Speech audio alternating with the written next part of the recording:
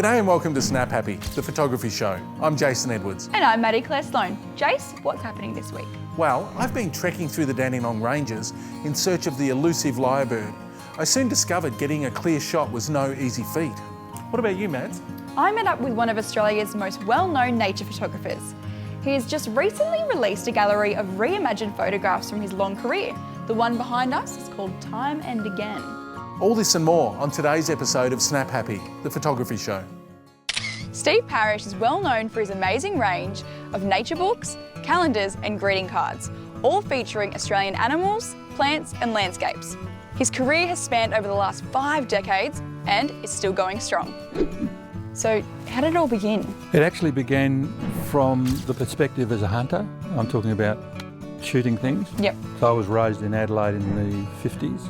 My first introduction to photography was on a fish collecting trip for the South Australian Museum. And on that boat was Australia's very first underwater photographer. And while underwater, he handed me the camera and he pointed at a fish. And I took the camera, it had a flash bulb because we used bulbs underwater and of course film in those days, and moved it in and out as one would today, and click, fired the trigger and the flash went off. And I do remember handing it back thinking, so what? Yeah. And my very first picture was taken. 2 weeks later at a reunion, he put on a slideshow of the tour and he flashed onto the screen this square picture of a sea pike in focus. The first in focus picture. Yeah, in focus. What happened was there was a young man with low self-esteem. I'd failed primary school, had no idea what I was going to do, and they clapped. And I can look back on it now and say that was the moment I found the voice. You've been publishing nature guides for decades now, for children and adults. How'd this all begin? It began in 1987 because my publisher went broke. I registered my own company, Steve Parish Publishing. Very naive young man. It was a time when there was a hunger. Okay. And it was a hunger for knowledge. I started publishing for children in 1995, and the bolt of lightning hit me at a trade show in Sydney. And I said, where are the children's books with Australian content? I found one book with a koala on the front cover. Just one? Yeah, but nothing inside, lions and tigers. I went home and I did a dump bin, Connect a Child to Nature. It had 8 books and I sold 1.4 million in 3 months, in dollars. How good is that? And reprinted. People have a hunger. They want to know about this animal, and I encourage photographers. Snap Happy, yes, it's a great brand, it's a great thing. Yep. But what will make you happy is if you add to those images knowledge. Story behind it. Backstory. Speaking of knowledge, do you see yourself as an educator or more an artist? I've actually learnt more sharing knowledge with others in 4 years than I have in the last 45. I start my seminars with You Are Unique and documenting and searching for the creative you within you. Who are you? Where would you like to go? And start to get a plan for the future, a creative plan for the future. Storytelling for you now, in your latest project, the S1 project, you're manipulating these images and you're creating these really colourful artworks. Can you take us through like a small process of how you even begin to do this? Sure, I certainly can. Well, here we are, Maddie. This is the other side of photography, in front of the computer. Fun side. So when I'm creating what people like to call art, the word art is a bit of a thing for me. But here's a classic example. These 2 butterflies are actually courting, and they only live for 7 or 8 days. This is the Cairns birdwing, I think, the icon of Australian butterflies. I put it up on the screen. I thought I need to have more energy in there, so I've brought in all this lovely texture. Gorgeous green. Very Turner-esque sort of grunge. And the backstory is quite simple. Our lives are short. We face choice, challenge, change all the way through our lives. Yeah. So that's the backstory for Dare to Fly. One of my favourites. Bark. Tree bark. And I had no idea it was bark. Yeah, no, very beautiful, isn't it? Yeah. River gums, tropical gums, Western Australian gums, doesn't matter where they come from. This is celebrating 4 of my favourite trees, from the Alps, from the tropical north, from the west. Beautiful. And the lovely colours. They all run into each other and sort of look gorgeous. It's a moody one, this one. Yeah, isn't it? this I've called acceptance, and is that his little tongue popping that's out his there? little tongue. He's having, this is the spectacle flying fox. What have you done down here? Well, what I wanted to do there is bring in some twilight effect. Okay. So this is a layer, and I've wanted to accentuate the lovely fluffiness in the fur and so on of the animal. So it's a fairly gentle sort of treatment of a file. So that's the world of what I call As One, which is the wonderful collection of artworks that we have been creating over these last years. Coming up on the show, stick around because Steve will be giving us some hot tips on how to shoot close up with animals, and they are super cute.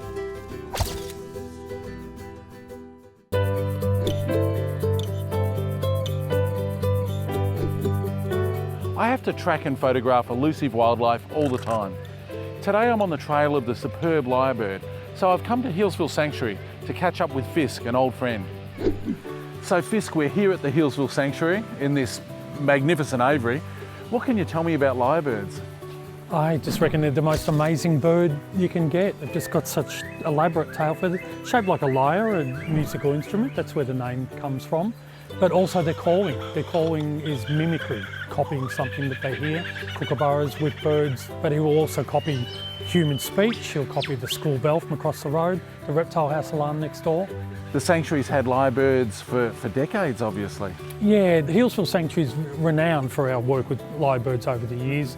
This aviary where we are now, built by RACV members in the early 1960s. Wow, okay, so this is like 40, 50 years old. Yeah, yes. That's amazing. So does your male here at the sanctuary have a name? His name is Nova. Nova? Which is a shorter version of the scientific name Nova hollandiae. So I've just met Nova, Healesville Sanctuary's male lyrebird, and he was very impressive. But I've also realised how his dark colour easily blends in with the understory. So I've taken a few shots with the flash. But what I've done is I've dialed the power of the flash down so that it doesn't turn the foreground white and the background black, trying to balance the light throughout the picture.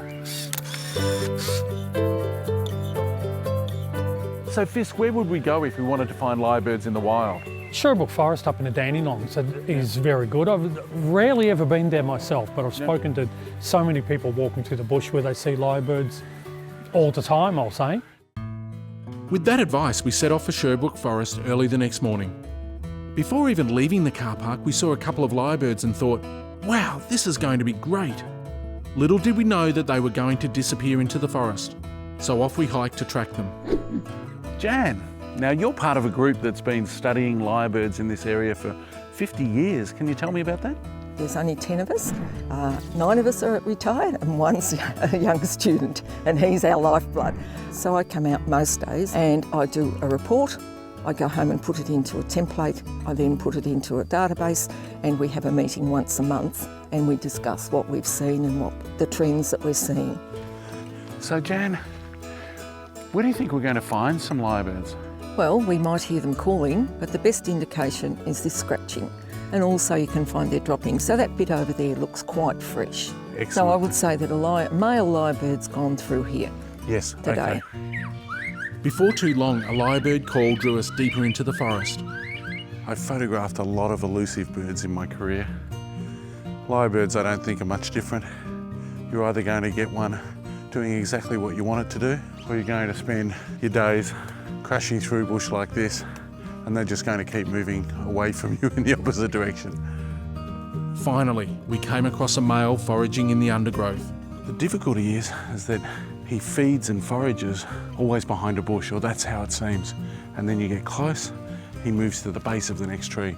So we found it really, really difficult to get clear vision of the bird. Whilst tracking this bird, we came across something interesting.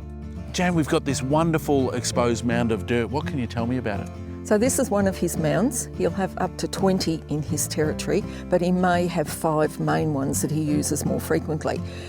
He's scratched this over, and if you look up, there's always a break in the canopy so that the sun shines and shows his tail in all its glory. So he will dance on this, and he will go through all his mimicry in his own song, and then hopefully the girl will be attracted, and if it's the right day and the right time, he will mount her on this mound. Wow. We've been tracking the lyrebird all morning, and it's been a lot of pretty decent hiking up and down these hillsides, and we've managed to get a couple of frames. Now, it wasn't easy work. Photographing wildlife requires patience and a little bit of research, so if you're not successful, just go back and give it another try, and you might be lucky.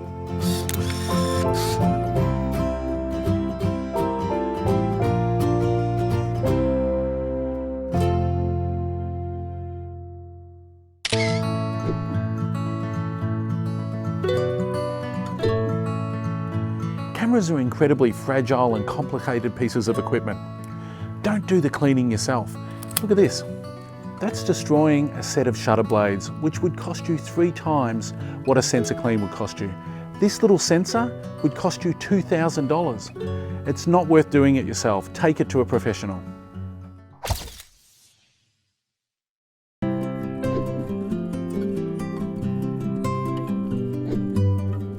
Today I'm road testing the Lumix G Series Super Telephoto lens from Panasonic. Its range is 100 to 400 millimeters, which in 35 millimeters is equivalent to 800 millimeters. My first impressions are for a Super Telephoto, it's incredibly compact and lightweight. This lens measures only 17 centimeters long and weighs less than a kilogram. The equivalent full frame lens is 2.5 times longer, 5 times heavier, and almost 10 times the price. When I go on assignment, I always take my 800 millimeter, but it's a real commitment. I mean, the lens is about this big and it has a case and there's a lot of weight. However, walking around with the Lumix 100 to 400, which is the equivalent of 800 millimeters, has been an absolute joy. I could put this in a bag and seriously not even know that it was there. Not only is this lens easy to handle, it's also extremely robust. It features a splash and dustproof design that allows for heavy field use, even in harsh environments. You might have noticed that I've left my tripod home today. The reason is that this lens is fitted with the Power Optical Image Stabilization, which, combined with the 5-axis image stabilization in the GX85, means that I can take super sharp shots even at the long end of the scale. I was curious to see just how good the image stabilization was in this lens combined with the body. So I set the lens to f/22 and just photographed a seagull here in the shade. The results are astounding. Without image stabilization, blurry. With image stabilization turned on, tack sharp. The optics of this lens are made by Lyre, so you know the image will be of a high standard. There's brilliant clarity right to the edge of the frame, with no sign of vignetting or distortion. One of the things I love the most about zoom lenses is that you can create almost an infinite number of compositions without changing the lens. I've just photographed the reflection of a building in the glass of another building. And just by zooming in and out, I've turned the image into almost an abstract. Lens hoods are great for cutting down unwanted light, going down long lenses. The fantastic thing about the 100 to 400 is that it has a built-in lens hood. Simply pops out or retracts. Cuts down my weight, cuts down extra hoods that I have to take. It's a great idea. The Lumix 100 to 400 is the perfect companion for any micro 4/3 camera user. It's perfect for sports, wildlife, or shooting events. It won't break the budget and your muscles will thank you for it.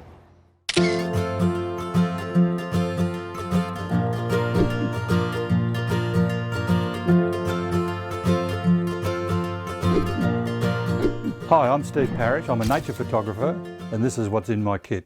So this is my standard package and I have in here 2 D800s. This is a 38 megapixel file, so it's a very fine file. And this is mainly for landscape, anything that I'm shooting that I need great detail, with a 24-70 zoom and also a 70 to 200.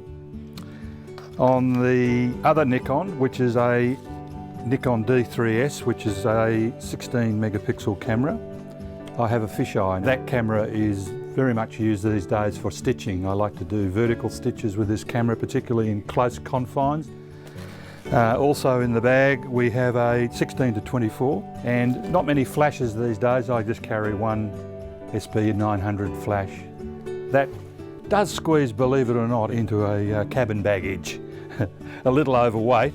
For all my photography guides and much of the work that I do, I also have a macro kit, which is a single camera in association with the micro light system.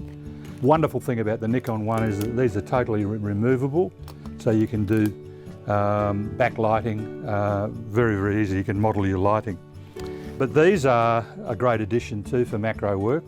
Clamps that can fit onto your tripod, fasten a flash onto there for backlighting, or maybe even a diffuser. And of course with this adjustment head, I'm able to do very fine adjustment. This is a really wonderful tripod. Tripods, in my opinion, are as important as camera bodies. The other piece of kit, of course, for birds, even cityscapes, landscapes, flower photography, any kind of photography, it's not just for wildlife, is the wonderful Canon camera, which is the EOS 1DX, and of course this wonderful tripod head from Joburg, which is the greatest invention since whatever. And of course that whole kit can lock in very tightly, and hand through the tripod, onto the shoulder, and up and running, away we go. I'm Steve Parish, and that's what's in my triple kits.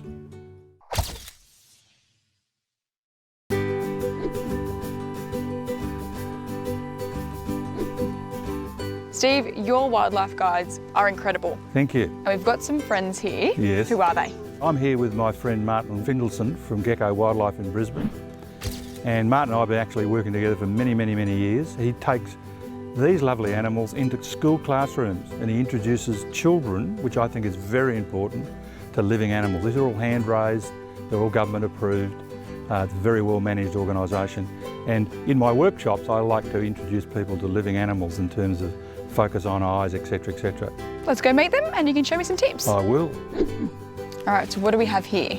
We have a Boyd's rainforest dragon, and as with all dragons, you'll often find them, particularly after a cold night, you'll find them soaking up a little bit of sun. But the most important thing is to use a reasonably long lens. If you've got a very close-up lens, you might have to get too close to them. So I actually have a zoom macro lens. Okay. So I'm going to be able to work a little bit further back, away from the animal.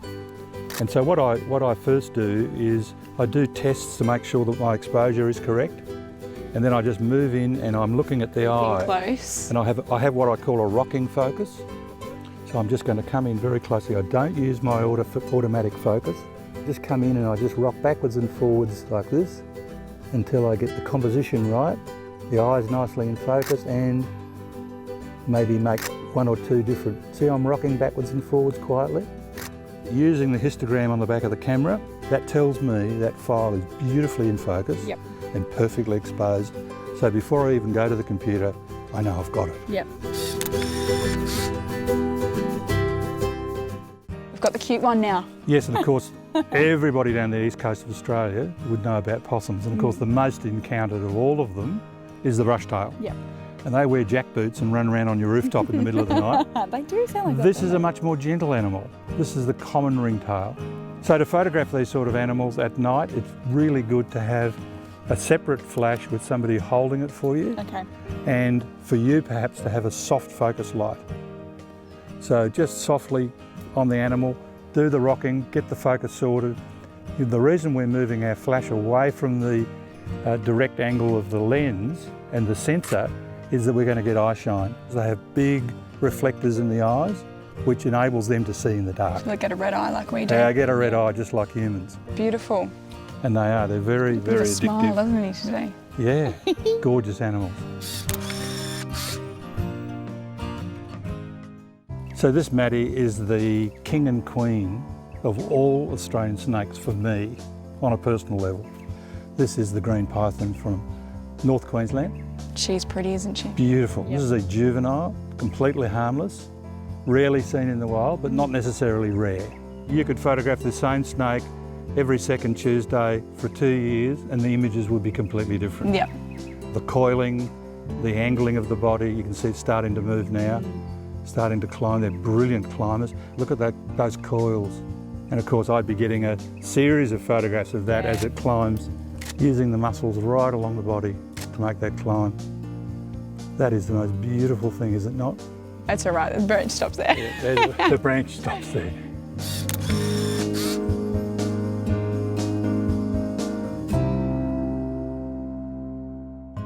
Jace, I fell in love with Minty. Isn't he just gorgeous? He is. They're amazing animals and their colours are astounding. Now, every week we feature a different product from the Snapfish range. We do, and it's always a fantastic idea to print your images. It brings them to life. So what are we going to look at this week, Mads? This week we're looking at calendars. Now, as you know, Steve Parish has published hundreds of nature-themed calendars, and Snapfish has made it easy for us to create them at home. There are two different types of calendars to choose from. We've got the desk calendar and the wall calendar. Really easy, customisable and great gifts too. The best part about it is you can choose what date you want the calendar to commence. I especially like how you can add photos and text to special dates like anniversaries and birthdays. If you want to join the Snap Happy community, head on over to our website at snaphappytv.com for exclusive content, competitions and offers from our partners. See you next week on Snap Happy, the photography show.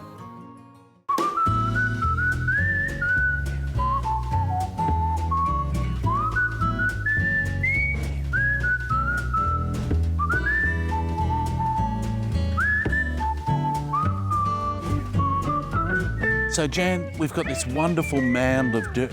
Mound. Mound of dirt. That's for the New Zealanders.